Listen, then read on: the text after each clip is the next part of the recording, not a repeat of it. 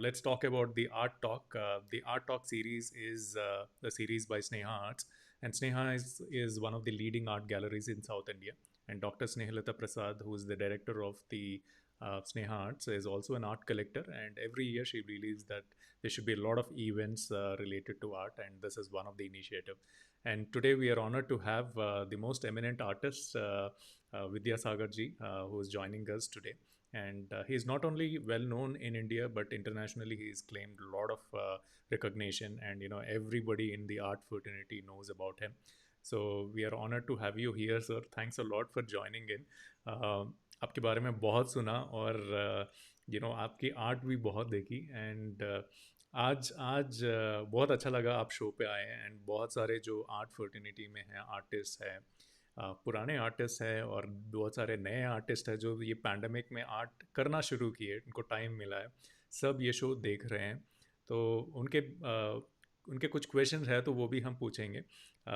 मेरा पहला क्वेश्चन, आपकी चाइल्डहुड डेज कैसी थी? What were the most memorable childhood days? And living from a tribal area, very small, I wouldn't even say town because it's a tribal area, वहाँ से यहाँ तक की जर्नी आपको मोस्ट मेमोरेबल कैसे लगती है? नमस्कार। मैं बहुत छोटे से गांव से हूँ, राजस्थान का साउथ जो है बांसवाड़ा, वहां से हूँ। और बांसवाड़ा में एक छोटा सा गांव है प्रतापपुर, वहाँ मेरी आरंभिक शिक्षा हुई है। मैं पला बड़ा वहां हुआ हूँ। आज भी मेरा दिल वहीं बसता है, क्योंकि बचपन जहाँ होता है वो जो है वो जवानी या बुढ़ापे या और किसी में भी वो स्थितियां नहीं आती, और वो हमेशा वो याद। वहीं से मैंने अपनी जर्नी स्टार्ट की। फिर मैं बांसवाड़ा थोड़ा टाइम पढ़ा और मैं उदयपुर आ गया। उदयपुर यूनिवर्सिटी में मैंने फाइन आर्ट डिपार्टमेंट में एडमिशन लिया, और वहीं से मैंने अपनी जर्नी स्टार्ट की फॉर्मल फाइन आर्ट एजुकेशन की बात करें तो। और इससे पहले मैं आर्ट करता रहा हूँ, ग्रेजुएशन किया है, पर मास्टर डिग्री मैंने वहीं से की है। और अच्छे काबिल अध्यापकों के बीच में बड़े अच्छे टीचर के साथ में बड़े अच्छे आर्टिस्ट थे, जिन्होंने मुझे बहुत संस्कारित किया। तो वहां से मेरी स्टडी स्टार्ट हुई। इसके बाद में मैं जो है वो अपनी जॉब मैंने ज्वाइन किया। उस जमाने में फ्रीलांसिंग बड़ा मुश्किल था, मैं बात कर रहा हूँ 70 की। तो तब मैंने जो है वो आर्ट टीचर का जॉब स्टार्ट किया। पहले प्राइवेट स्कूल में था एक, वहीं उदयपुर में, और थोड़ा सा टाइम रहा। इसके बाद में मैं गवर्नमेंट जॉब में, देवगढ़ बहुत खूबसूरत जगह है, उदयपुर के दूर है, वहां मैंने ज्वाइन। और 5 साल में उस बहुत खूबसूरत जगह में मैं रहा हूँ। और देवगढ़ का आज भी मैं देवगढ़ का कहा जाता हूँ, इतना देवगढ़ मेरे अंदर बसा। इसका कारण ये है कि मैंने जो आर्ट किया उसमें देवगढ़ का बहुत बड़ा असर मुझे मेरे आर्ट में दिखा। बाद में फिर मैं जयपुर आ गया, आर्ट कॉलेज मैंने ज्वाइन किया, और आज भी मैं जयपुर रह रहा हूँ। जब भी मौका मिलता है थोड़ा सा बाहर घूम लेता हूँ और अपना काम करता हूँ। मैं ज्यादा टाइम मेरा अपने स्टूडियो में व्यतीत। ओके। आपका पेरेंट्स का रिएक्शन कैसा था? मतलब बचपन में जब आपने डिसाइड किया मैं आर्टिस्ट बनना चाहता हूँ, या जब वो देख रहे थे कि आप पहले पहले आर्ट कर रहे थे, तो क्या रिएक्शन था? उनको तो सबसे अच्छी बात ये थी मेरे लिए कि मैं जो भी करना चाहता था वो मुझे करने दिया, सपोर्ट मिलता कभी था। भी उन्होंने मुझे रोका नहीं।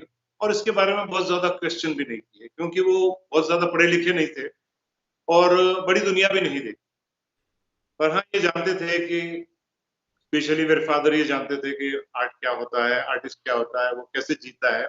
और क्योंकि वो बॉम्बे में जॉब करते थे, उसके सामने ही जे आर्ट कॉलेज, ओके। तो वो देखते थे वहां उनके ऑफिस में भी बड़े इंजीनियरिंग डिपार्टमेंट के तो ड्राफ्ट्समैन वगैरह सब जैसे क्लास में थे। तो तब से जो है वो उनको तो अच्छा लगता था, और वो चाहते भी थे कि मैं आर्ट में थोड़ा आगे जाऊं। तभी उन्होंने ज्यादा फ्रीडम मुझे दी और मैं आगे बढ़ा। मेरे गांव में, इवन मेरे पूरे डिस्ट्रिक्ट में किसी ने मेरे से पहले आर्ट नहीं किया। जो भी किया था वो शौकियाना, कोई साइन बोर्ड कहते थे, वो अपने आप को आर्टिस्ट कहते थे। इस तरह की स्थिति। कोई आर्ट टीचर थे जो बेचारे बहुत ज्यादा पढ़े हुए नहीं थे, पर हाँ वो टीचिंग जॉब में थे तो आर्टिस्ट करते थे, और उनसे थोड़ा मुझे संस्कार मिले। वहां से निकल के मैं बड़े बड़े कैनवस पे आया हूँ और कुछ काम कर रहा हूँ। ओके।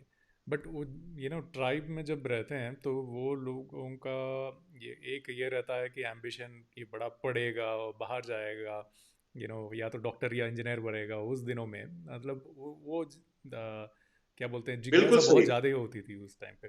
बिल्कुल सही है। हर पेरेंट्स आज भी उन दिनों की ही बात नहीं है, उसमें अभी भी मैं कहूंगा हमारे यहाँ सो कॉल्ड पढ़े लिखे लोग जो है वो उसमें से 90% चाहे आर्टिस्ट भी हो तो हम्म। भी अपने बच्चे बच्चे को आर्टिस्ट नहीं बनाना चाहते और पहले डॉक्टर इंजीनियर का ही ख्वाब देखते हैं और इसके बाद में अगर थोड़ा वो है तो उसको आईएएस बनाने का या अरे जो स्टेट सर्विसेज में जाने का वो सोचते हैं। ये मिथ है कि आर्टिस्ट है तो भूखा मरेगा। हम्म। आर्टिस्ट को स्ट्रगल ज्यादा करना पड़ेगा और उसके लिए नौकरियां है कहाँ, ये सोच करके जो है वो बहुत सारे पेरेंट्स जो हैं इससे दूर जाते हैं।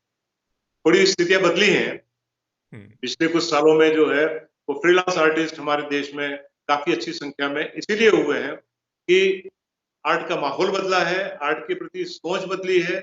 लोग बाग एडमिशन के लिए जो अच्छे इंस्टीट्यूशंस हैं वहां लंबी लाइन लगती है और बड़ी मुश्किल से कहीं ना कहीं मौका मिलता है। ये स्थितियां अभी पिछले सालों में हुई हैं। निश्चित रूप से कला जगत के लिए, इस देश के लिए भी बहुत अच्छी कि हम जो है वो आर्ट से, कला संस्कृति से जुड़ रहे हैं और उसके संस्कार जो हैं वो अन्य विषयों में से बहुत भिन्न होते हैं और बहुत अच्छे होते हैं। अब आपके कॉलेज डेज कैसे थे? मतलब ऐसा कभी लगता है कि आजकल के स्टूडेंट्स बहुत लकी है, हमारे ज़माने में ये सब कुछ नहीं था? बिल्कुल सही बात है। आज जो सुविधाएं मिल रही हैं, इवन हम उनके पेरेंट्स की जो फाइनेंशियल स्टेटस जो चेंज हुआ है, हम्म। पहले वो इतना नहीं था तो हमें आर्ट मटेरियल के लिए हमें जो है वो स्ट्रगल करना पड़ता था, हमें खुद को मेहनत करके और कुछ अर्न करना पड़ता था और इसके बाद में हम पढ़ते थे या मटेरियल जुटा सकते थे। ये स्थितियां भी हुई हैं। अगर हमें कहीं टूर पे जाना है तो वो पैसा हम कुछ कमाएंगे तो ही जा सकते हैं, अदरवाइज जा नहीं सकते थे। ये स्थितियां हुआ करती थी। तो आज तो उनको जो है वो सारी सुविधाएं मिलती हैं, सरकार की ओर से भी बहुत सुविधाएं हैं, पेरेंट्स भी काफी सुविधाएं देते हैं और वेन्यू अपॉर्चुनिटीज भी बहुत हैं कि जो है वो कहीं पर भी थोड़ा अपना काम करेंगे तो उनको दो पैसा ज्यादा। इसलिए हमारे टाइम में जो स्ट्रगल था वो आज नहीं है। अच्छी बात है, नहीं होना भी नहीं चाहिए, जिससे कम से कम कुछ अच्छे आर्ट स्टूडेंट्स निकल सकें और कुछ अच्छा काम सोसाइटी में कर सकें। ओके। सर, बहुत सारे कमेंट्स आ रहे हैं। विनय त्रिवेदी जी बोल रहे हैं, वाह, सत्यक वादित सुनने को मिला। अब बहुत आभारी हैं ये। आलोक मजुमदार जी बोल रहे हैं, Vidyasagar ji is a renowned painter, I have seen his work in the past, so he is complimenting you with your work. So ऐसे बीच में बहुत सारे सभी कमेंट्स आएंगे। सभी साथियों का बहुत स्नेह है और वो स्नेह मुझे आरंभ से मिलता रहा है। चाहे मैं देश के किसी भी कोने में चला जाऊं तो अ, हम एक दूसरे को संवाद की स्थिति में बनाए रखते हैं। ये इस आर्ट की खूबी है। ओके। और अगर ये आर्टिस्ट काम करता रहता है, एक दूसरे से जुड़ाव जो है वो आसानी से। आपने कॉलेज के दोनों तरफ काम किए, एज अ स्टूडेंट बेंच के उस तरफ थे, मतलब पीछे थे, और बहुत सारे बेंचेस के आगे खड़े होके आपने टीचिंग भी की है। सो दोनों का क्या डिफरेंस था? क्या चीज़ें थी जो बेंच के पीछे बैठ के एज अ स्टूडेंट आप मस्ती करते थे, बाद में वो आपको फिर से देखना पड़ा कि कोई और स्टूडेंट्स आपको ऊपर कर रहा है? नहीं, मुझे अच्छा लगता था, मुझे मेरे अपने दिन याद आते हैं। आज भी अच्छा लगता है कि हम जिस तरह की अ, मैं तो कहूँगा अठखेलियाँ करते थे वैसे आज थोड़ा मुश्किल है क्योंकि बहुत बंदिशों में बहुत अलग तरह का जीवन जीने की स्थितियां हैं, कई तरह के उनके दूसरे तरह के साधन मिल गए हैं तो उससे तो हम मैं तो खेलता भी खूब था, स्पोर्ट्समैन भी रहा हूं मैं तो, और काम भी खूब करता था, आउटडोर स्टडी भी खूब करता था, लैंडस्केपिंग बहुत करता था। और आज हम देखते हैं तो आज का स्टूडेंट इतना फ्रीली या इतना मस्ती से अपना जीवन नहीं जीता है। शायद आज के समय की कुछ अलग स्थितियां होंगी, ऐसा लगता Okay. मैं है। पर्सनली तो आर्ट निश्चित मैं कॉलेज में। पढ़ाता, जब मैं पढ़ाता रहा हूँ कॉलेज में तो मेरे अपने दिनों को मैं हमेशा याद रखता हूँ और उनमें मैं अपने आप को देखता रहा कि जब मैं खुद इस तरह का था और मैंने भी कई तरह के जो है वो साथियों के साथ में, टीचर्स के साथ में कुछ ना कुछ बदमाशियां की हैं, तो अगर एक स्टूडेंट नहीं करेगा तो मैं उसको आगे चल के कहते कि तुम स्टूडेंट हो, तुम जो है वो बाद में ये नहीं कर सकोगे, अभी सब जो जो कुछ भी कर सकते हो अपनी मर्यादा में रह करके कुछ अच्छी चीजें करो। सुपर। और मैं खुद आर्ट क्लासेस में या आर्ट कॉलेज का कभी नहीं देखा, बट हमारे बेंचेस में विदाउट बीइंग एन आर्टिस्ट और not being in an not being an art student, bench पे बहुत सारी कलाकारियाँ हो जाती थी। ओके, वो कैंपास लेके एंड ऑल दैट। ये आर्ट कॉलेज में क्या क्या माहौल रहता है जनरली बेंचेस के ऊपर? आर्ट कॉलेज में बहुत ज्यादा होती है, नहीं होती है ऐसा नहीं है, और क्योंकि स्टूडेंट तो स्टूडेंट है, चाहे कोई भी सब्जेक्ट ओके। किसी भी फैकल्टी से हो, स्टूडेंट हमेशा अपनी कुछ खुराफाते नहीं करेगा, ऐसा हो नहीं सकता। मैं स्पोर्ट्समैन के साथ में स्टूडेंट लीडर भी था, तो आए दिन कुछ तो कुछ हंगामे करने की एक आदत सी हो गई थी, तो वो हंगामे भी साथ साथ तो क्लास में भी कुछ कर लेते थे, और जो दोस्त थे उनको भी उकसा देते थे। मैं हॉस्टल में रहता था, तो हॉस्टल के वार्डन को किस तरह से परेशान किया जाए वो भी खेल करते थे। और वार्डन बेचारा जो है वो आकर के कहता था कि अब तो माफ करो, मुझे रात की 12-1 बज रही है, मुझे सोने दो। ये स्थितियां भी होती थी। तो ये एक समय की स्थिति है जो होती है, और जो मेरे स्टूडेंट रहे उनको तो मालूम है कि मैं बहुत फ्रीडम पसंद टीचर रहा हूँ, और उनमें उनको जितनी फ्रीडम मैं दे सकता हूँ वो मैंने दी है, और इसी का फल मुझे मिला है कि काफी अच्छे स्टूडेंट्स मेरे कॉलेज से निकले। Okay, super. सो आपने कब डिसाइड किया कि मेरे को सीरियस आर्टिस्ट बनना है, यही मेरा रोल है, मैं यही बनूंगा? सो कौन से फेज ऑफ लाइफ, क्या एज थी आपकी उस मैं टाइम? शुरुआत से ही जब मैं कॉलेज में पढ़ता था, मास्टर डिग्री कर रहा था, तो तब मुझे जो ये रियलाइज हो गया था कि इसके अलावा मैं और दूसरा कुछ कोई चीज नहीं। मैं आर्ट करूंगा, आर्टिस्ट बनूंगा कि नहीं बनूंगा वो तो मैंने कभी सोचा भी नहीं, और आज भी बनाऊं कि नहीं बनाऊं उसकी भी मुझे वो ज्यादा नहीं, पर हाँ मैं उस आर्ट में जीता हूँ, और मेरे दोस्तों को मेरी आर्ट से आनंद आता है, ये मुझे बहुत अच्छा लगता है। तो जीवन के आरंभिक जो स्ट्रगल पीरियड है, वहीं से मैंने सोच लिया था कि मैं आर्ट करूंगा, और चाहे कुछ भी हो जाए, मैं एज एन आर्टिस्ट ही अपनी आइडेंटिटी बनाऊं। और कोशिश भी यही, आज भी यही कोशिश है कि मैं कुछ करता। ओके। सो आपको लैंडस्केपिंग पहले आप करते थे, फिर बाद में आप एब्स्ट्रैक्ट आर्ट में मूव हो गए। ये कब शिफ्ट हुआ? लैंडस्केप तो मैं आज भी करता हूँ। शुरू हम्म। में मैं स्पोर्ट पे लैंडस्केपिंग करता था, ओके। और अब मैं यहाँ से लैंडस्केप। ओके। तो जो स्पोर्ट वाली जो स्थितियां हैं वो मैं इन दोनों आंखों से ले लेता हूँ, और यहाँ जोड़ देता हूँ मैं उसको। और जब मौका आता है, मेरे एक्सपीरियंसेस से, मेरी सोच के साथ में, और एक एनवायरनमेंट के साथ में, तो मैं उसको जो है वो एक रूप देता हूँ, जिसे चाहे उसको एब्स्ट्रैक्ट कर दीजिए, चाहे कुछ भी कर दीजिए, पर वो मेरे लैंडस्केप, मेरे ऑर्केस्ट्रा है, सो जो मैं उसको चला सकता सर, आजकल तो सर्च इंजन का ज़माना है, सब कुछ ऑनलाइन मिल जाता है, सब कुछ गूगल कर लेते हैं लोग। वो ज़माने में खाली लाइब्रेरीज होती थी, और बहुत टाइम लेना पड़ता है किसी के ऊपर रिसर्च करने के लिए। सो आपका क्या स्टाइल था कुछ रेफरेंस करने के लिए, या आर्ट में अगर कुछ ढूंढना है, किसी का एग्जाम्पल देखना है, पुराने आर्टिस्ट जो फेमस थे ऑलरेडी उस टाइम पे, उनका कुछ ढूंढना है, तो कहाँ क्या करते थे आप? हूँ। आज तो आसान है। आज आज तो आपने जैसे बताया, तो गूगल जो है वो सबका मास्टर है, या पूरा एनसाइक्लोपीडिया है, तो आज तो इतनी मुश्किल नहीं है। एक छोटे से छोटे आर्टिस्ट की भी जो है वो डिटेल मिल सकती है। और हमारे जमाने में केवल पुस्तकें होती थी, या बाहर जाते थे तो आर्ट म्यूजियम्स होते थे, इसके अलावा दूसरा कोई सोर्स, या जो जाके आया है तो कुछ फोटोग्राफ्स लाता था, तो उसको हम बड़े प्रेम से देखते थे, और उसके उसके अनुभवों को जो है वो शेयर। आज हम बाहर से आते हैं तो कोई नहीं पूछता है कि क्या देखा था, कहाँ गए थे, क्या है। क्योंकि वो भी, मैं लूव्र गया तो वो भी लूव्र जाकर के आया है, या आज भी अभी बैठा बैठा भी लूव्र जाकर के आ सकता है। ये स्थितियां आज हुई है। तो इसी का फल है कि हमारे स्टूडेंट्स जो हैं ज्यादातर कैमरे का यूज करते हैं, स्केच नहीं बनाते, ओके। आउटडोर में नहीं जाते, अंदर ही बैठ करके उनकी सारी दुनिया देख लेते हैं। और उसकी लिमिटेशंस भी क्या है वो आप भी जानते हैं, सभी जानते हैं। आर्टिस्ट जब तक बाहर नहीं निकलेगा, आर्टिस्ट जब तक अपने जहन में प्रैक्टिकली नहीं देखेगा, तब तक वो आर्ट नहीं कर सकता। जो कुछ भी करेगा वो सुपरफिशियल। ओके। आपकी आइडियोलॉजी कहाँ से आपने एक्सट्रैक्ट की है? मतलब पुराने ज़माने, उस ज़माने में फेमस जो आर्टिस्ट है, किन की आइडियोलॉजी आपको बहुत इम्प्रेस किया हुआ है? जो भी आर्टिस्ट लीग से हट करके काम करता था, वो मेरे लिए आदर्श होता।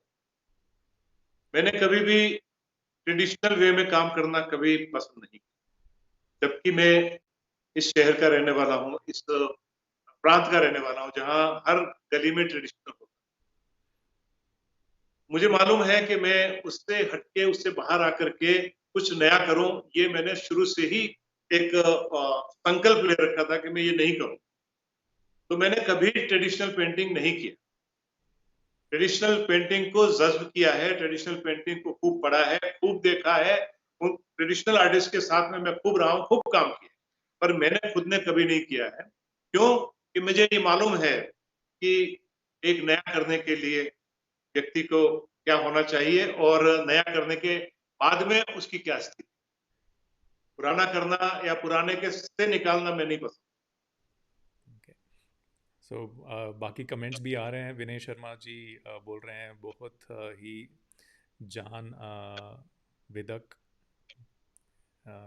ज्ञानवर्धक है। ज्ञानवर्धक है। सॉरी, मेरी हिंदी इतनी अच्छी ऐसी कोई बात बहुत ज्ञानवर्धक मैं नहीं कह रहा हूँ। जो हर आर्टिस्ट अपने अपने समय में जिस तरह से अनुभव करता है, सोचता है और करने का प्रयास करता है जीवन के आखिरी पल तक, वो मैं भी कर रहा हूँ। मैं कोई बहुत कोई मिरेकल करने की या कोई बड़ा गिनीज बुक्स में नाम लिखवाने की स्थिति में मैं नहीं। ओके। अजय समीर सर भी हाय बोल रहे हैं आपको, हाय हेलो बोल रहे हैं। And Karthikeyan is saying so proud of you sir. So looks बहुत लाइक ही बहुत इज योर स्टूडेंट। धन्यवाद। हमें अच्छा लगा, हम आपसे सबसे जो है इनडायरेक्ट रूबरू हो रहे हैं। आज समय ही ऐसा है कि डायरेक्ट इनडायरेक्ट जैसे भी किसी न किसी बहाने रूबरू तो हो रहे हैं एक दूसरे से, और अपने विचारों का आदान प्रदान कर रहे हैं। आर्ट को या स्नेहा जी को इसके लिए बहुत बहुत धन्यवाद कि ये मौका सबको दे रहे हैं। Okay. अजय समीर सर के बारे में कुछ बताइए before we go to the next जी क्वेश्चन। जी। अजय समीर सर के बारे में। अजय समीर सर, सॉरी, या आई वाज थिंकिंग वो भी आप उनको जानते हैं तो उसी के लिए मैं पूछ रहा था। बट या नेक्स्ट क्वेश्चन सर, आपको काले बाबा के तरह नाम दिया गया था, सो इसके पीछे क्या स्टोरी है? ऐसा कुछ नहीं है। मैं 20 साल तक केवल ब्लैक और व्हाइट के साथ में जर्नी मैंने की। तो उस पूरे पीरियड में मैं, मेरे घर वाले भी परेशान थे, सब थे कि ये काला ही करते हैं, काला ही पहनते हैं, और अपने कर्टेन भी काले ही रखते हैं। ओके। कुछ मुझे ब्लैक से आज भी बहुत ज्यादा स्नेह है, और मैं उसको सब कलर का पिता मानता हूँ, व्हाइट को सब कलर का की माता मानता हूँ। तो ये दो कलर जो मेरे लिए जो है, और सारे कलर्स को मैं उसके अंदर ले सकता हूँ, ये मैंने 20 साल में प्रूव किया है। बड़े बड़े कैनवेसेस किए हैं, बड़ी ड्राइंग्स किए हैं, लिथोग्राफ्स, एचिंग वगैरह सब किया है। तो तब लोग बाग जब एक ही कलर देखते थे मेरे शरीर पे भी, तो इसलिए वो थोड़ा दोस्त लोग काला बाबा बोलते थे। पर ऐसा कुछ नहीं है, मैं तो बहुत साफ सुथरा हूँ, तो ऐसी कोई। ब्लैक मेरा भी फेवरेट है सर। खाली ये शो पे मैं कुर्ता पहनता हूँ, but otherwise black T shirt, ये एक मेरा सिग्नेचर स्टाइल है। तो आज भी मैं दो अगर शर्ट खरीदूंगा तो एक ब्लैक होगा ही। जबकि मैं अभी जो काम कर रहा हूँ उसमें वो सारे कलर हैं जो दुनिया में मौजूद, अलग अलग वेराइटीज ऑफ कलर्स, या यूज ऑफ कलर्स में यूज करता हूँ, उसमें पर ब्लैक आपको मिलेगा ही, उसका अंत ब्लैक में ही होगा। ओके। सो कब स्विच किए आप ब्लैक से कलर्स पे, कब स्विच किए? 84-85 के बाद में मैंने शुरू किया, ओके। और वो 90s में मैं कलर फुल्ली कलर काम करने लगा, तो 90। ओके। ये आपने प्रिंट मेकिंग भी की है, उसकी जर्नी कैसे थे उसमें, मतलब कौन से स्टाइल्स थे, और आपका फेवरेट उसमें कौन सा स्टाइल था? मैं जो है वो एचिंग और लिथोग्राफी दोनों ही मेरे प्रिय माध्यम है। और एचिंग में भी विस्कोसिटी है और एक्वाटेंट है, मेसोटेंट है, ये मैं काफी करता था। इवन ड्राई पॉइंट भी मैंने खुद किया है। और लिथोग्राफी में ब्लैक एंड व्हाइट को की जो खूबसूरती है, वो ड्राइंग की खूबसूरती लिथो में आती है, तो मैंने इसलिए lithography. Okay, super. So life as a teacher, अभी भी आप सुना है कि आप स्टूडेंट्स को बहुत अच्छा गाइड करते हैं। जब कोई स्टूडेंट स्टक हो जाता है, कहीं पे अटक जाता है, तो उसको बहुत अच्छा गाइडेंस देते हैं। तो क्यों डिसाइड किया आपने टीचिंग प्रोफेशन पे जाने के लिए? Because artist, being an artist, उसमें ही बहुत टाइम लग जाता है, खुद के लिए बहुत टाइम चाहिए होता है, बट ये टीचिंग में आप क्यों शुरुआत में ही मैंने आपसे कहा कि एक हमारे समय में फ्रीलांसिंग बहुत गिने चुने लोग होते थे, क्योंकि बड़ा मुश्किल काम था। मैं परिवार वाला था, मेरे सारे परिवार मेरे पे डिपेंड करता था, तो मैं परिवार की उस आवश्यकता को पूरा करने के लिए, और मैंने अपने आप को भी सुरक्षित रखने के लिए, उस जमाने में मैंने बहुत साफ बोलता हूँ कि मैं सुरक्षित रखने के लिए मैंने जॉब स्टार्ट। पर मेरे स्टूडेंट्स भी जानते हैं, मेरे दोस्त भी जानते हैं कि जॉब और मेरा काम दोनों पैरेलल चले हैं, या दोनों कहो कि एक ही थे, तो मुझे कभी वो नहीं है। क्लास में मैं बैठता था, तो स्टूडेंट अपना काम कर रहे हैं, तो मेरा कैनवस भी लगा हुआ है, मेरी ड्राइंग भी लगी हुई है, प्रिंट वो कर रहे हैं, तो मेरा अपना स्टोन भी साथ चल रहा है। तो हम ये काम शुरू से ही करते रहे हैं। और वो अगर रात को 12 बजे तक मैं स्टूडेंट्स के साथ काम कर रहा हूँ, मैं अपना काम कर रहा हूँ, वो अपना काम कर रहे हैं, एक दूसरे के साथ में जुड़ करके काम। तो मैंने कभी मुझे ये जॉब जो है वो मेरे अपने काम में हर्डल के रूप में कभी नहीं आया। हमेशा सपोर्टिंग रोल प्ले किया, और स्टूडेंट्स तो हमेशा एनर्जी देते रहे मुझे। आज भी जब भी जरूरत होती है, तो मैं कुछ मेरे पुराने स्टूडेंट, अब तो दोस्त हैं वो, उनको बुलाता हूँ और बैठ करके बात करते हैं, या कुछ एक नए प्रोग्राम की प्लानिंग करते ओके। हैं। ये सो तो मेरे लिए सौभाग्य की बात है कि जो है वो आर्ट टीचिंग और आर्ट दोनों, और एक अच्छे इंस्टीट्यूट में काम करने का मौका जो मिला, अच्छे स्टूडेंट्स के साथ में काम करने का मौका मिला, अच्छे माहौल में काम करने का मौका मिला, तो इसलिए मैं उसको आगे चलाता रहा। जिस रोज मुझे लगा कि अब मैं फिट नहीं हो रहा हूँ, या मेरे काम में अब गड़बड़ है, उसी रोज मैंने जॉब छोड़ दिया। ओके। तो एक आपने अपने दोनों एंगल्स देखे हैं, एक स्टूडेंट का एंगल देखा है, एक टीचर का एंगल देखा है, दोनों लाइफ को आपने जिया है। तो एक स्टूडेंट और टीचर की क्या बॉन्डिंग होनी चाहिए? What is the expectation from the student and what is the expectation from a teacher in the art field? आज के समय में थोड़ी जरा ये जो आप पूछ रहे हैं उसका जवाब थोड़ा डिफरेंट है, क्योंकि आज स्टूडेंट आता है आर्टिस्ट बनने के लिए। शुरुआत में ही उसको जो है वो आर्ट गैलरी का और आर्ट सेलिंग का एक स्वप्न लेकर के आता है। देखता हूँ बहुत सारे स्टूडेंट्स के पेरेंट्स मुझे मिलते हैं या कभी मेरे से बात करते हैं, तो ये कहते हैं कि पैकेज क्या मिलेगा। हाँ। अब मैं कहूँगा आर्ट में और पैकेज, तो आपको तो पैकेज लेना पड़ेगा, लेने की स्थिति नहीं है। तो और जिंदगी भर आपको वही स्थिति करनी पड़ेगी। आपके पास में कितनी भी सुख सुविधा आ जाए, कुछ भी आ जाए, तो आपको आर्ट में तो स्ट्रगल करना ही है। आर्ट के साथ तो आपको रोज जीना ही है। आप कितने ही, मैं आज अगर 2-3 साल तक काम नहीं करूंगा, तो लोग मुझे भूल जाएंगे, एक वंस अपॉन अ टाइम स्थिति आ जाएगी। वो उससे ऊपर रहने के लिए आज के स्टूडेंट में परसेंटेज बहुत कम रहा है, जो इस तरह का जीवन जीने की स्थिति में। कारण जो भौतिकवादी ज्यादा स्थितियां हो गई है, और फील्ड में उनको जो है वो खूब पैसे की एक हालत है, तो इसलिए है। पर जब ये इसको एंजॉय करने लगता है, जब ये मार्केट में एस्टेब्लिश होता है, जब इसके काम की डिमांड बढ़ती है तो और लोग जो है उससे जलते, और यही आर्ट की खूबी, वो अपना काम करेगा और ईमानदारी से काम करता जाएगा तो निश्चित रूप से उसको हर स्थिति में उसको वो जो डिजर्व करता है वो जरूर मिलेगा। बाकी कॉम्प्लीमेंट्स भी आ रहे हैं सर आपके लिए।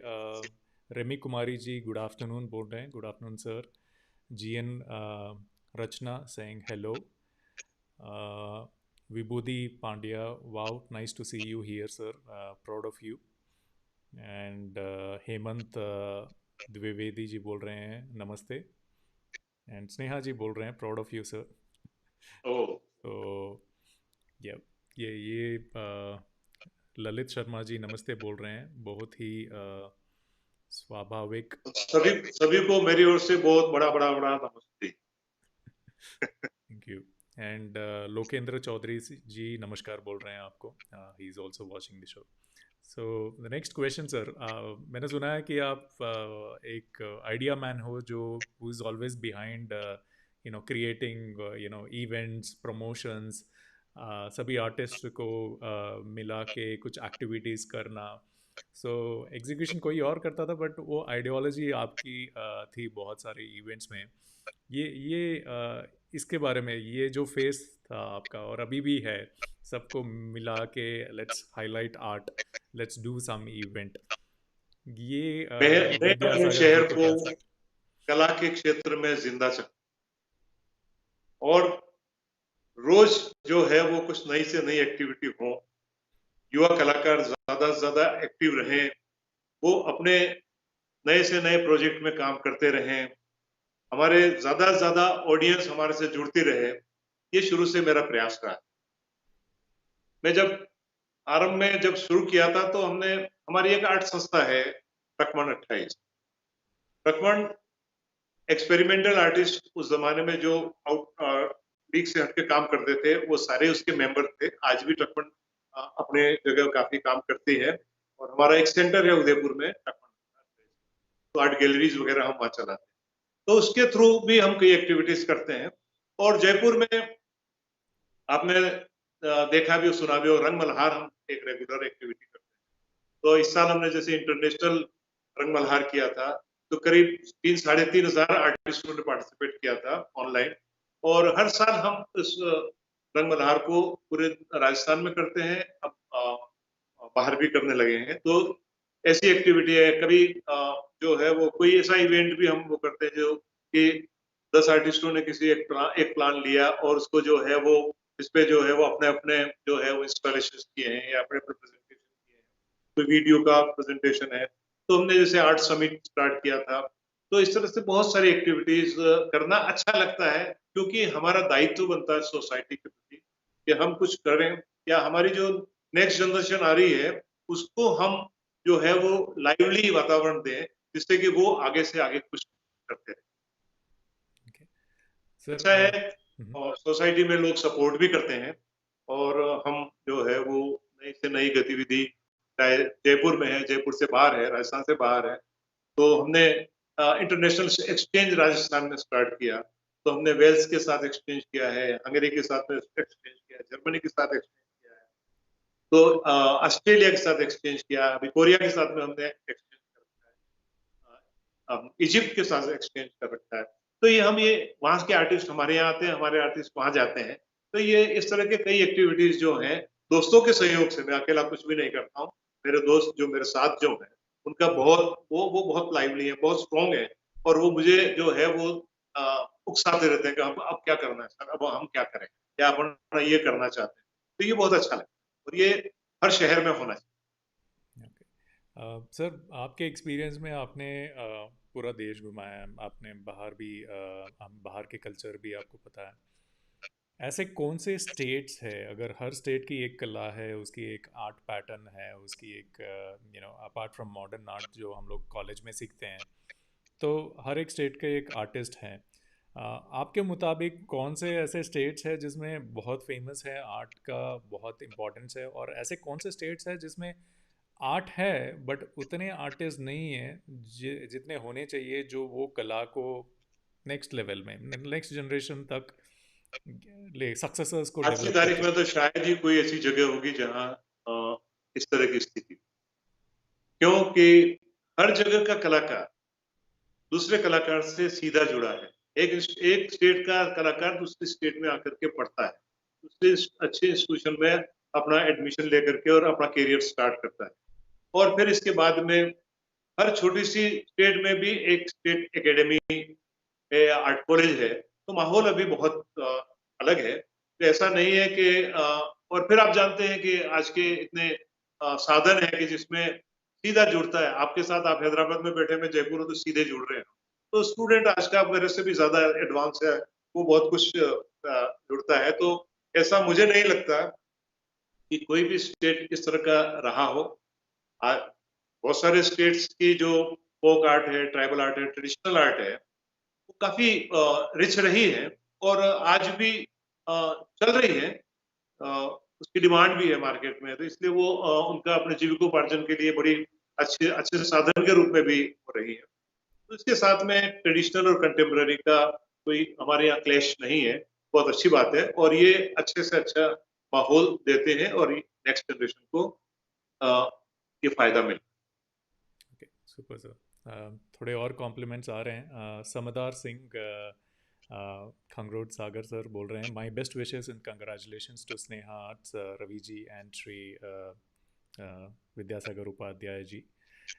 राजेश दुग्गल जी बोल रहे हैं, international artist exchanges is an excellent initiative. ये बहुत अच्छी इनिशिएटिव है बोल रहे हैं राजेश दुग्गल जी। Rajendra Upadhyay is saying pranam. Vibhuti Pandya has a question. Sir, what do you think the future of visual art? Are you satisfied with the existing fine art colleges in India? विभूति खोट जो है वो बड़े अच्छे कार्टूनिस्ट और बहुत मतलब बहुत वर्सेटाइल कार्टूनिस्ट हैं, अच्छे बहुत सारी चीजें तो और करते ही हैं। तो इसलिए उनका प्रश्न मेरे से ज्यादा उनको जवाब उनके पास है कि उनके जो कॉलेज में आज जो डेडिकेशन है वो पहले होता था क्या, या पहले डेडिकेशन था वैसा आज है क्या? टीचर की जो पहले एक इज्जत हुआ करती थी वो आज गुरु के रूप में इज्जत है या खाली टीचर ही है? कई चीजें बदली हैं और समय बदलता है, उसमें कोई ऐसे वो नहीं है। ना टीचर्स को इस तरह का सोचना चाहिए, ना स्टूडेंट्स की बहुत ज्यादा वो स्थिति रखनी चाहिए। पर हाँ, अभी ट्रांजिट पीरियड चल रहा है, बहुत ही कश्मकश का पीरियड है आर्ट कॉलेजेस की।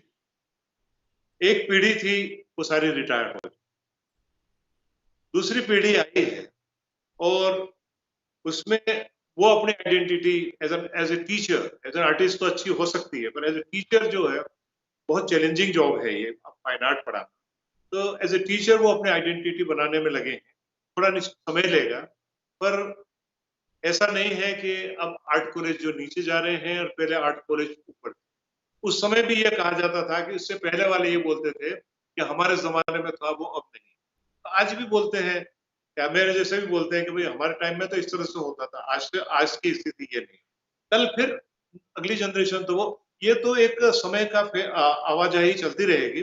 पर हाँ, हर पीरियड में उसकी अपनी एक ब्यूटी, और वो ब्यूटी हम आज के आर्ट कॉलेजेस में कई स्टूडेंट्स में देखते हैं कि वो लीग से हटके कैसे काम कर रहे हैं, इंस्टॉलेशंस को लेकर के और न्यू मीडिया को लेकर के, कई विजुअल्स के साथ में प्ले कर रहे हैं, म्यूजिक और आर्ट को जोड़ करके कर रहे हैं, आर्ट परफॉर्मेंस के साथ में कर रहे हैं। ये सारे जो चीजें उनको एज एन आर्टिस्ट एस्टेब्लिश होने के लिए बहुत जद्दोजहद के साथ में अपना जीवन जीना पड़ता है, जो बहुत आसान नहीं है आज। अच्छी बात है, युवा टीचर्स हैं और इतने ही युवा स्टूडेंट्स हैं, और आर्ट कॉलेजेस में जो पारंपरिक जो सिलेबस है उसके प्रति विद्रोह की शुरुआत भी हो गई है कि आज भी क्या आप लैंडस्केप पढ़ाते हो या क्या स्टिल लाइफ करा रहे हो? आज समय बदल गया है, ये लैंडस्केप स्टिल लाइफ से क्या होगा, हम तो यूं ही कर लेंगे। तो वो सारे नए नए जो बातें आ रही हैं, स्वाभाविक है और अच्छी भी है, क्योंकि बहुत सारा और कुछ करना है। Right. अगर वो समय अगर इसमें इधर वो कर देंगे तो वो उधर समय को जो है वो नहीं दे सकेंगे और बहुत पीछे रह जाएंगे। इसलिए दुनिया की आर्ट की, कंटेम्प्रेरी आर्ट की जो दौड़ है उसमें अपने आप को फिट करने के लिए कदम से कदम मिला करके नए से नए माध्यमों को जोड़ करके और उनको करना होगा, और कर रहे हैं वो अच्छे हैं, जो नहीं कर रहे हैं उनको उस ओर जाने के लिए प्रयास करने चाहिए। बहुत सारे कॉलेजेस बहुत अच्छी स्थिति में हैं और बहुत सारे कॉलेजेस बहुत ही खराब स्थिति, इतने खराब स्थिति में हैं कि बेचारे वो स्टूडेंट्स के भविष्य के साथ में क्यों खिलवाड़ कर रहे हैं, यहाँ तक किया जाए। और वो मोटी तनख्वाहें ज़रूर ले रहे हैं, पर आर्ट के नाम से ना वो खुद कर रहे हैं, ना वो स्टूडेंट्स को कुछ दे रहे हैं। रीज़न यही है कि जो एंट्रेंस का जो टीचिंग का एंट्रेंस का जो अप्रोच है, उनका सिलेक्शन का जो अप्रोच है, वो प्रॉपर, उनका था। अगर वो प्रॉपर होता तो अच्छा टीचर ही आता, अच्छी टीचिंग में जो डेडिकेशन है वही आता। पर आज उसको नेट पास होना है, पीएचडी करना है, तो आर्ट टीचर बनता है, अदरवाइज नहीं बनता, जो बहुत बड़ा दुर्भाग्य है इस देश में। एक म्यूजिशियन को कहो कि वो नेट पास कर, भले ही अच्छा बहुत क्लास म्यूजिशियन है, पर वो वहां वो काबिल नहीं है पढ़ाने के लिए। नेट पास होगा चाहे वो गधा होगा, तब भी वो पढ़ाने के लिए काबिल है। ये स्थिति जो है, उससे तो जो है वो बाहर आना पड़ेगा, तभी जाकर के नया मौका।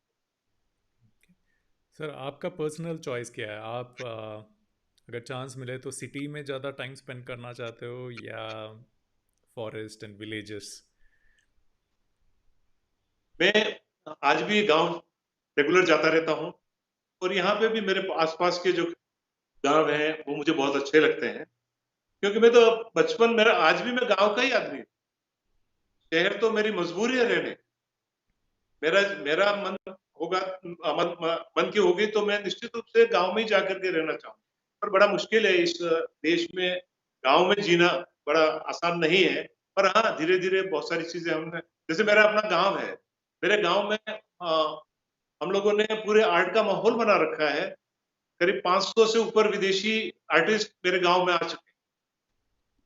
वाह। तो कहीं पे भी आप बैठोगे, आप में अगर ताकत है तो गांव शहर बन जाएगा, या गांव जो है वो आर्ट सेंटर बन जाएगा, और आप जो है वो मस्ती से अपना जीवन। सो 20 साल बाद या 50 साल बाद अगर जब कोई आपके गांव आता है, what should create memory that यहाँ पे विद्यासागर जी पैदा हुए थे and he is an immediate artist? ऐसा कुछ सिग्नेचर कुछ आप छोड़ के जाना चाहते हैं वहाँ पे? वहाँ हमारा स्टूडियो है, पूरा आर्ट सेंटर है, हमने बना रखा है। वाह। और हमारी कोशिश ये भी होगी कि वहाँ हम जो है वो, अगर मेरे बच्चे थोड़े ज्यादा जोश खा लेंगे तो एक मेरी आर्ट गैलरी भी, मेरे कलेक्शन की गैलरी भी वहाँ बनाने का प्लान है। तो और अगर मैं नहीं भी हूँ तो लोग बाग आज भी जाते हैं तो उनको बस स्टैंड से ही मालूम पड़ता है अगर आर्टिस्ट है, कि हमारे भी तो आर्टिस्ट है, ये आगे चल के मेरे गांव के लोग बोलते हैं। ये तो मेरा सौभाग्य है कि उस गांव में मैं पैदा हुआ। सुपर। और सारे कॉम्प्लीमेंट्स आ रहे हैं। आलोक मजुमदार जी बोल रहे हैं very true, well said sir. Rami Kumari ji thank you बोल रही हैं। विनोद शर्मा जी बोल रहे हैं very nice interview Vidyasagar ji. So next question sir. Artist you know बहुत इंक्लाइंड हो जाते हैं, मतलब घुस जाते हैं अपने थॉट प्रोसेस में आर्ट बनाने के लिए। ये जर्नी में क्या आर्टिस्ट अपना हेल्थ का ख्याल रखते हैं, या आर्टिस्ट जो कैटेगरी आर्टिस्ट है वो हेल्थ को बहुत बाजू में लगा देते हैं? एंड इस चीज़ में व्हाट इज़ योर हेल्थ मंत्रा, मतलब आप का क्या स्टाइल आप है? जिस ओर आप इशारा कर रहे हैं वो हमारे बहुत सारे आर्टिस्ट की वीकनेस है, कि जो काम इतना करते हैं और काम के साथ में अपने स्वास्थ्य पे कम ध्यान देते हैं। पर आज एक बहुत अच्छी स्थिति ये हुई है कि हेल्थ कॉन्शियसनेस बढ़ी है, और रेगुलर चेकअप कराना है, अपना टाइम से खाना खाना है, या ड्रिंक कम करना है। ये सारी चीजें जो है वो आज की स्थिति में आई है, और जो इससे हटता है वो तो चाहे आर्टिस्ट हो या चाहे नॉन आर्टिस्ट हो, उसकी दयनीय स्थिति होती है, वो सभी देख रहे हैं। पर हाँ, अभी जो यंगर जनरेशन है वो तो अपने हेल्थ कॉन्शियस, योगा करती है टाइम से, और खाना बहुत अच्छा हाइजीनिक फूड लेना है तो लेना है, ड्रिंक करनी है तो करनी है, नहीं करना है तो नहीं करना है, बाहर अच्छा हवादार स्टूडियो में काम करना है, तो ये सारी चीजें आज की स्थिति में आई हैं और बहुत अच्छी हैं, और मैं भी खुद ध्यान रखता हूँ इन सारी। मैं जल्दी उठता हूँ और घूमने जाना मेरी एक रूटीन है, 5 बजे उठ के, और वो चाहे सर्दी हो या गर्मी हो, तो वो मेरा हमेशा का रूटीन है। मैं जाता हूँ, हाथ में कुछ एक्सरसाइज करता हूँ, फिर अपना स्टूडियो में काम करना शुरू कर देता हूँ, और जब आवाज आती है कि अभी तो चाय आ गई है, तो मैं बाहर आकर के फिर बैठता हूँ कुछ देर, और परिवार के साथ में निकालता हूँ। फिर बाद में जब भी थोड़ा तैयार होकर के फिर मैं वापस अपने स्टूडियो में चला जाता हूँ। तो अ, खाने टाइम से खा लेता हूँ, टाइम से मैं सो लेता हूँ, ये सारी चीज़। तो ये होना चाहिए। और आज ये समय जो अभी है, उसमें तो हर व्यक्ति को ध्यान रखना ही है, अपना मास्क पहनना है, डिस्टेंस रखना है, अपना पॉजिटिविटी बनाए रखना है, समय पे हर चीज़ को रखना है, फालतू में कहीं बाहर जाना नहीं है। तो इसीलिए अगर मैं इसी सारी चीज़ों की नहीं करेंगे तो सब मुश्किल में आ जाएँगे। बहुत सारे हमारे अच्छे आर्टिस्ट छूट गए हैं इसी चक्कर में। तो ऊपर वाले से मैं कामना करता हूँ कि हमारे सारा आर्ट फील्ड जो है, सारी दुनिया बहुत स्वस्थ रहे, प्रसन्न रहे, आर्ट फील्ड तो रहे ही। Super sir. सो क्या आप बहुत स्ट्रिक्ट हो कि आपके स्टूडियो के अंदर कोई नहीं आना चाहिए, या फैमिली मेंबर्स अलाउड है, या आप यू वेरी पर्टिकुलर दैट जब आप काम कर रहे हो स्टूडियो के अंदर कोई अंदर नहीं आएगा? नहीं, मैं इतना इतना बट इस रूप में मैं नहीं रहता हूँ। 99% तो मेरे स्टूडियो में कोई आता ही नहीं। जानते हैं कि मैं काम कर रहा हूँ, तो नहीं आएँगे, और कोई मिलने वाले भी आएँगे तो मैं बैठे, कोई दिक्कत नहीं है। मैं तो पब्लिक में काम करने वाला व्यक्ति। मुझे अगर रोड साइड पे भी अगर मुझे मेरा अपना मटेरियल और कैनवास मिले और ये है कि आपको काम करना है, तो मुझे कोई वो नहीं है। मैं सबके बीच में काम करना बहुत पसंद करता हूँ। इतना मैं आइसोलेट नहीं हूँ। ओके, सो तो कोई भी मेरे स्टूडियो में कोई डिस्ट्रैक्शन? आता भी है, बैठते भी हैं, तो कोई वो नहीं है। और जितना मुझे अपना कैनवास पे काम करना है और काम हो जाएगा, तो इसके बाद में उसके पास आकर के बैठने में मुझे अच्छा। ओके, सो कोई sound noise and all that, ये सभी कोई डिस्ट्रैक्शन आपके काम में मतलब अफेक्ट नहीं करता? नहीं, कोई नहीं। सुपर वो सर। तो ऊपर वाले की मेहरबानी है। मैं कभी इतना इंट्रोवर्ट रहा ही नहीं। दोस्तों के बीच में खूब रहा हूँ, एक्टिविटीज के साथ में खूब रहा हूँ, और जब भी मौका मिलता है तो कुछ न कुछ जो है वो आर्ट की पार्टियां जरूर करते हैं। अभी भी मैंने दोस्तों से बोल दिया कि जैसे ही ये अ, हम इस पैंडेमिक। महामारी से दूर होंगे, तो आप सबको मेरे यहाँ आना है। हम उदयपुर में टकमर सेंटर में एक बड़ा प्रोग्राम करने वाले हैं। तो ये ऐसे चलता रहता है। सुपर। रमी कुमारी जी का एक क्वेश्चन है, सेल्फ टॉट आर्टिस्ट के लिए कुछ बताइए, वो कैसे अपने आर्ट को आगे बढ़ाए? आर्ट को हम बेसिक स्टडी कर सकते हैं, बेसिक टिप्स ले सकते हैं। इसके बाद में आर्ट को आगे बढ़ाने के लिए तो आपको कोई टिप्स नहीं देगा, आपको खुद को ही करना होगा। आपके अंदर जो कुछ भी है, आपने दुनिया को जिस रूप में देखा है, वही आपकी टीचर होगी इसके बाद, और उसी से आप आगे बढ़ सकते हैं। हाँ, पर बेसिक चीजें आपको जरूर देखनी चाहिए कि दुनिया में आज क्या हो रहा है, आर्टिस्ट लोग किस तरह से काम कर रहे हैं, उनके काम करने का के माध्यम क्या-क्या हैं, ये सब बेसिक चीजें होंगी। तो आप सोचते बहुत हैं, पर आप उसको कैनवास पे नहीं ला सकते। तो उसको कैनवास पे लाने के लिए आपको बेसिक ट्रेनिंग वो करेंगे, फिर आप खुले मन से अपना काम करेंगे, कोई बंदिश आप नहीं रखेंगे, तो और रेगुलरली काम करेंगे, पागलों की तरह काम करेंगे, तो ही जाकर के आपको आर्ट में कुछ मिलेगा, अदरवाइज कुछ नहीं मिलेगा। Sure sir. Good good good response to that question. Lalit Sharma ji कुछ हिंदी में बोल रहे हैं, थोड़ा मुश्किल होगा मेरे को पढ़ने के लिए, मैं भी ट्राई करता हूँ। स्वास्थ्य और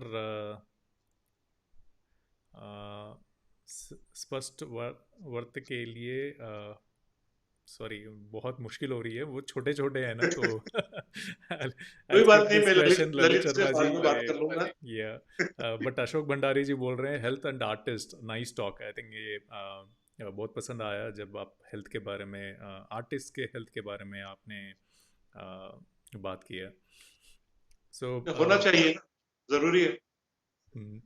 सो नेक्स्ट क्वेश्चन सर। सो आपके एक्सपीरियंस में अभी तक की जर्नी में सबसे मेमोरेबल अचीवमेंट, आपने नेशनल अवार्ड भी पाई है, So what is the best achievement you feel that ये this is the best out of all of the things? देखिए, अवार्ड तो अपनी जगह है।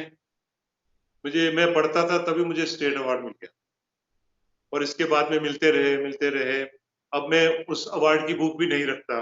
कोई कहता है तो मैं उसको हाथ जोड़ देता हूँ, भैया मुझे अवार्ड नहीं चाहिए, क्योंकि मैं सबसे ज़्यादा अपने काम में बिलीव करता हूँ और मेरे काम का माहौल मुझे मिलता है, शरीर मुझे साथ देता है, दोस्त मुझे सपोर्ट करते हैं और वही मेरे लिए सब, और वो हमेशा उसी आनंद को मैं प्राप्त करते रहता हूँ।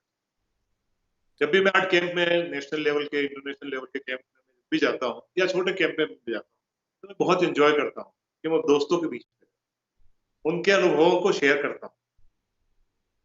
किसी को छेड़ने का मजा आता है, तो कभी उनके काम को देखने का मजा, उनकी पास्ट जर्नी को पता है, उनका अक्ल क्या करने वाला है उसकी उसमें बात करते हुए मजा आता है। ये सब चीजें मैं करता रहा हूँ और वो वही मेरे लिए सुख के क्षण है। दोस्तों के साथ रहना, दोस्तों की ताकत मैं अपनी ताकत मानता हूँ और वही सारी चीजें जो है वो सबसे, परिवार का जो सहयोग है वो भी मैं बहुत महत्वपूर्ण मानता हूँ। आज भी मेरा परिवार जो है हमेशा मेरे साथ खड़ा है और मेरे मेरे ब्रदर हैं, मेरे जो भतीजे हैं, बेटा है, बेटी है, वाइफ है, सारे लोग दोस्तों के साथ-साथ ये भी जो है वो बहुत महत्वपूर्ण रोल प्ले करते हैं और वो मेरी ताकत है और वो अ, हमेशा मैं कभी काम करने के मूड में नहीं हो तो क्या हुआ, आज काम क्यों नहीं हो रहा है?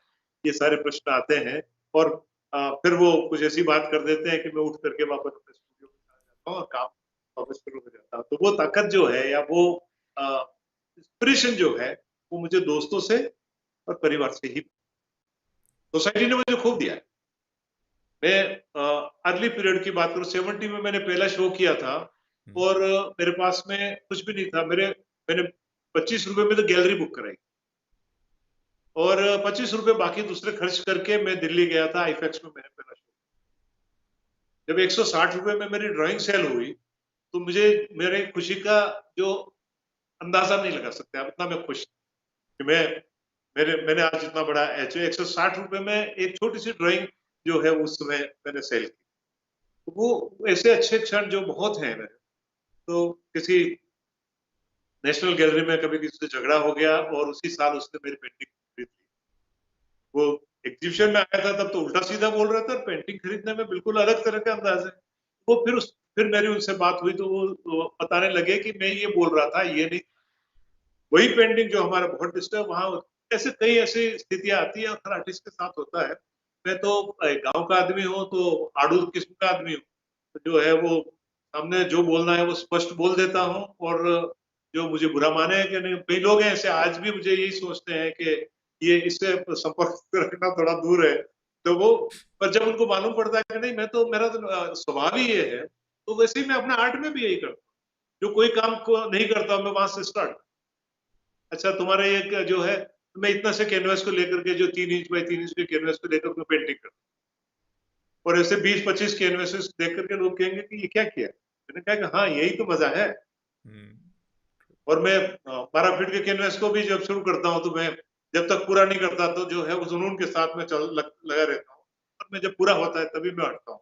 तो ये मेरी अपनी नेचर है, लाइफ में भी ऐसा ही हूँ और आर्ट में। जो मुझे जानते हैं उनको तो मालूम है। ये आप बहुत सारे आर्ट्स में ये सोशल एंगल भी आ गई थी, सोशल कॉजेस के लिए आपने पार्टिसिपेट किए, ये कब शुरू किया and why did you decide that मेरे को एनजीओज के साथ या सोशल कॉजेस के ऊपर भी मेरा लाइफ या टाइम कंट्रीब्यूट करना चाहिए? जब हमने टकमन स्टार्ट किया था तो टकमन का एक उद्देश्य ये भी था कि हम सोसाइटी में जो न्यू आर्ट जो है, नया आर्ट मूवमेंट है, उसको हम ज़्यादा से ज़्यादा दिखा सकें और लोगों को इसके साथ में जोड़ सकें। वहाँ से हमने शुरू किया। इसके बाद में हमारा जो गाँव में जो एनजीओ है, उसके साथ में रेगुलरली मेरी, गाँव में एनजीओ बनाया इसलिए कि वहाँ के लोग इसको जो आर्ट का एक माहौल दे सके, कल्चर का एक माहौल दे सके, म्यूज़िक का एक माहौल दे सके। तो वहाँ का भी जैसे मेरा एक ड्रीम है कि मैं हर गाँव में एक लाइफ़स्टाइल म्यूज़ियम बनाना चाहता हूँ और हमने कुछ स्टार्ट भी किया। और मेरी अपनी लिमिटेशंस हैं। थोड़ा हर तरह से, तो वो मैं उसको ज्यादा वो नहीं, पर हाँ वो एक मुहिम है जो आने वाले समय में कुछ न कुछ होता रहेगा। तो वैसे हमारे यहाँ जो एक जनकला साहित्य मंच है जिसका मैं चेयरपर्सन हूँ, और हम सालों से इसके साथ जुड़े हैं, तो हमारे 2 शेल्टर होम चलते हैं। तो जो बच्चे ऑर्फन चिल्ड्रंस या जो घर से भाग भाग जाते हैं, उन बच्चों को हम शेल्टर देते हैं, और वहाँ बच्चे वो छोटे से बड़े हुए हैं हमारे सामने, और वो आज अपने जीवन में जी रहे हैं। तो वो थोड़ा खुशी होती है कि हम ये भी जो है हमारा दायित्व बनता है। और एनजीओज हैं उनके साथ भी कभी भी उनको वो जरूरत होती है कि सर आइए और ये बच्चों के लिए कुछ चैरिटी करना है, मुझे अच्छा लगेगा, और मेरे सारे दोस्तों को मैं जोड़ता हूँ, और उनके लिए जो कुछ भी हम कर सकते हैं वो करते हैं। ये हर फील्ड में होता है, हर व्यक्ति करता है। मैं कोई बहुत स्पेशल काम नहीं कर रहा हूँ, ये मेरी ड्यूटी बनती है सोसाइटी को कुछ करने की, तो वो करता related to the same question sir, एक आर्टिस्ट के लिए जब वो स्ट्रगल ये जब फेमस हो जाता है, जब उसके आर्ट बिकने लगते हैं, सोसाइटी के लिए क्या रिस्पॉन्सिबिलिटी होनी चाहिए एक आर्टिस्ट के लिए या एक आर्ट फर्टिनिटी के लिए? What all changes they can bring as a art fraternity to the society, to the nation? है। मैं ज्यादा ये मानता हूँ कि जो इस तरह के जो आर्टिस्ट हैं जिनके पास में तो फाइनेंशियली जो है वो बहुत अच्छी स्थितियां होती हैं, तो उनके अपने नेक्स्ट जनरेशन के लिए कुछ करना।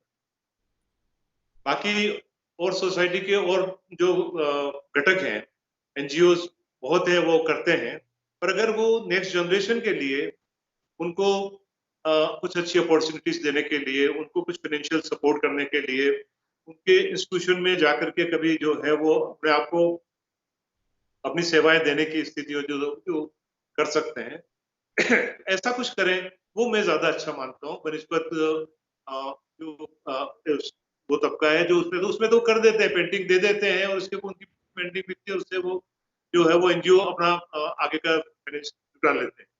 बात पर वो मैं डायरेक्ट जो आर्टिस्ट कम्युनिटी है उससे जुड़ने की मैं बात करता हूँ, और वो अगर हमारे सो कॉल्ड स्थापित कलाकार जो सोसाइटी में काफी बेच रहे हैं और फाइनेंस उनके पास में है, तो उनको उन लोगों उन आर्टिस्ट को क्रिएट करना चाहिए जो स्ट्रगल कर रहे हैं, जो गांव से आते हैं या जो गरीब तबके के हैं, और उनके उनके अंदर आर्टिस्ट बनने की भूख है, तो उनके लिए कुछ साधन जुटा सके, उनको कुछ scholarship दे सके, वो कुछ मटेरियल की व्यवस्था करें, उनके थीसिस की व्यवस्था करें, अच्छे पढ़ाई की अच्छे इंस्टीट्यूशन में जा सके, ऐसी कुछ व्यवस्था करें, वो उनको करना चाहिए। और कुछ लोग करते भी हैं, नहीं करते हैं ऐसा नहीं, करते हैं, पर संख्या कम है और वो ज्यादा।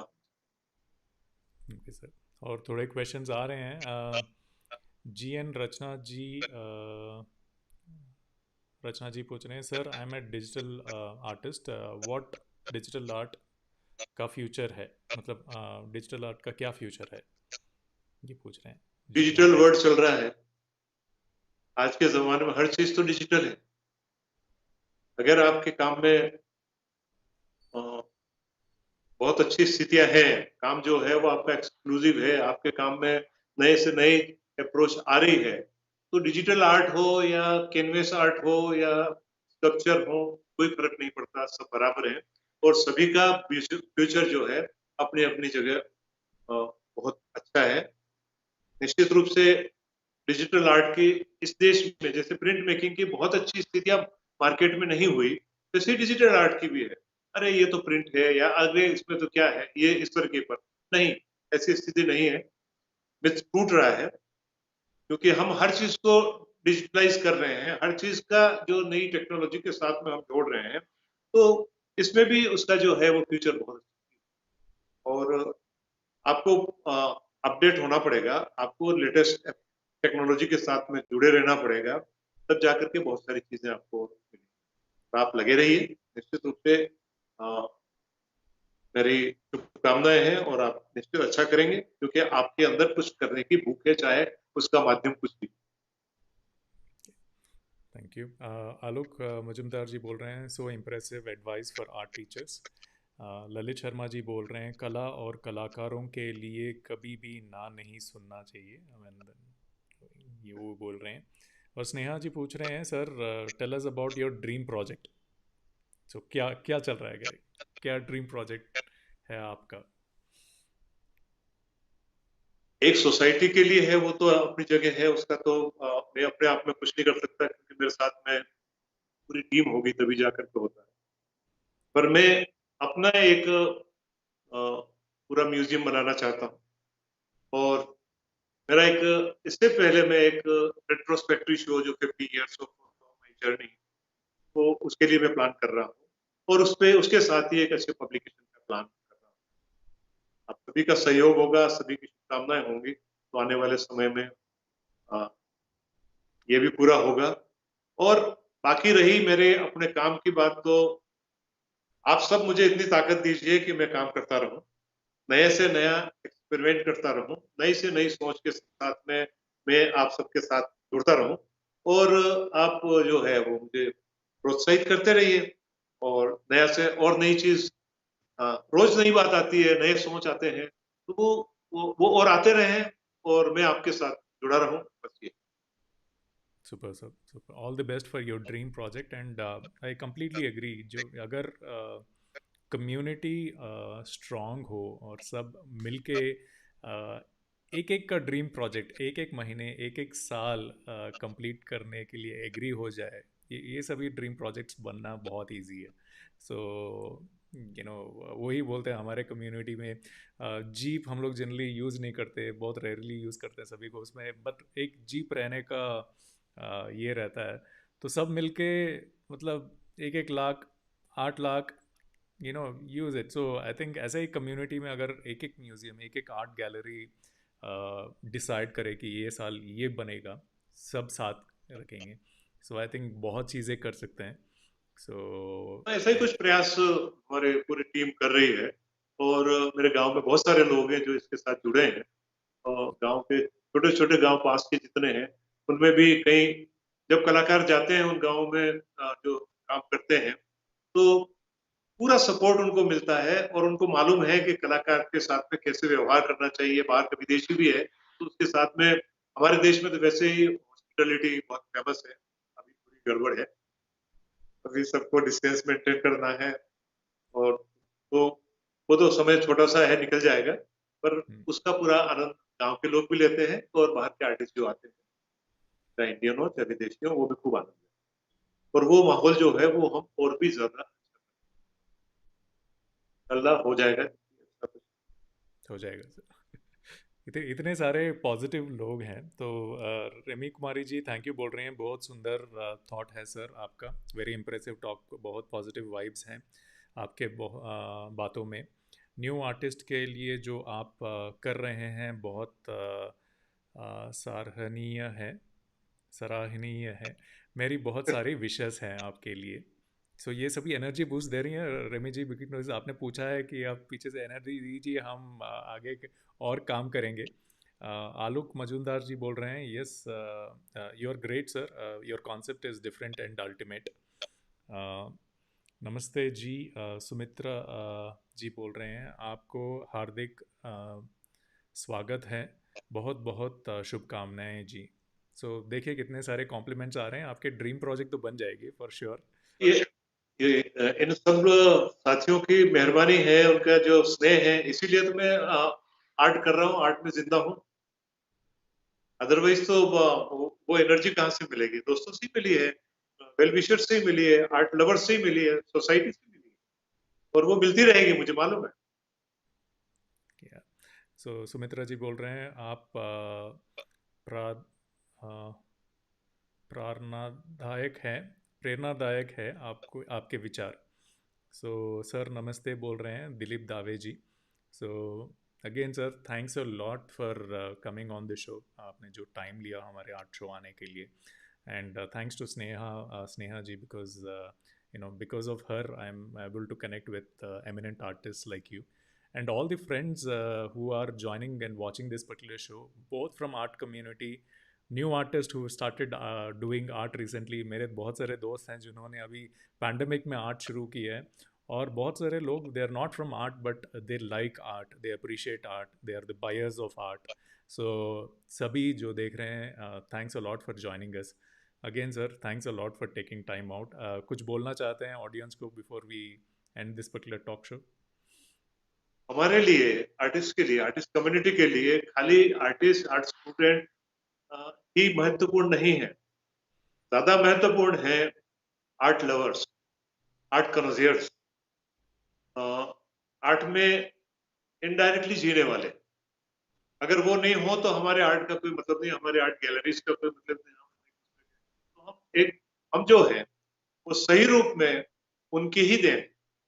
और सोसाइटी में आर्ट का माहौल होगा, लोग आर्ट से संस्कारित होंगे, अच्छी आर्ट देखेंगे, अच्छे आर्ट के बारे में वो बात करेंगे, अच्छी आर्ट को चाहे यंग लड़के की भी हो, आय करने की प्रैक्टिस डालेंगे, तो आने वाला समय जो है हर घर में एक ओरिजिनल वर्क ऑफ आर्ट देखने का हो.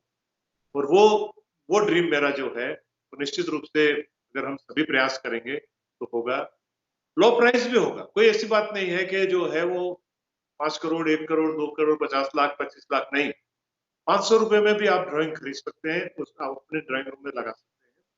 5,000 रुपए में भी, और 5,000 रुपए में तो आप जो है महिलाएं साड़ी खरीद लेती है या जेवर के लिए 1 लाख रुपए लेते हैं. तो छोटी मोटी खरीद जो है वो आर्ट की आप करें, और आर्टिस्ट को जो है वो अपने साथ रखें. As a work of art जो किसी आर्टिस्ट का काम आपके पास है, वो आर्टिस्ट आपके साथ है.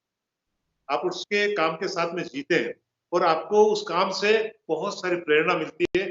आप ये करके देखें, आप अपने अपने घर में ओरिजिनल वर्क ऑफ आर्ट लगाएं, कैलेंडर या जो रिप्रोडक्शंस की स्थिति से बचें. तो इस देश में हर कलाकार को एक अच्छा प्लेटफॉर्म.